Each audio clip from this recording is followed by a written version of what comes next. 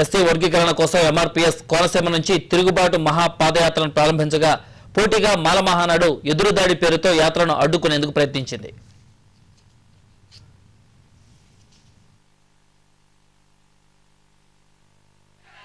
Congress plenary సమయంలో కురుక్షేత్రం మహాసభను నిర్వహించిన Madiga reservation పోరాట సమితి మరోసారి శంఖారావం పూరించింది.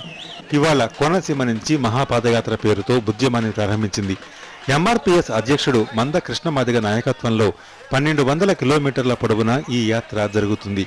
మే 14న ముగింపు సభను హైదరాబాద్లో ముఖ్యమంత్రి ఇంటి ముందు నిర్వహించాలని నిర్ణయించారు. పాదయాత్ర ముగిసేలోగా ముఖ్యమంత్రి తమ డిమాండ్ను నెరవేర్చాలని ఎంఆర్పీఎస్ కోరుతోంది. ఎస్సీ రిజర్వేషన్ల వర్గీకరణకు కేంద్ర ప్రభుత్వాన్ని ఒప్పించుకొని చట్టబద్ధత కల్పించాలన్న ముఖ్యమంత్రి తమ హామీని ఇప్పటికైనా నిలబెట్టుకోవాలని, నిలబెట్టుకోలేని ఎడల నైతిక బాధ్యత వహిస్తూ రాజీనామా చేయాల్సి ఉంటుందనే విషయాన్ని ముఖ్యమంత్రి గుర్తుంచుకోవాలని కూడా విజ్ఞప్తి చేస్తున్నాం. మాదిగలకు ఇచ్చిన మాట కోసమే కాకుండా తమ వంశ ప్రతిష్టను నిలబెట్టుకోవడం కోసం కూడా అది తనకు అవసరమని కూడా గుర్తు చేస్తున్నాం.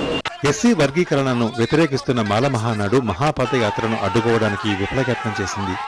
ఎదురు దాడి పేరుతో చేపట్టిన ఉద్యమాన్ని పోలీసులు భగ్నం చేశారు. ఆందోళనకారులను అరెస్టు చేసి కోనసీమలో నెలకొన్న ఉద్రిక్తతకు తెరదించారు. కాంగ్రెస్ అధికారంలోకి రాకముందు రైతు ఆత్మహత్యల వారం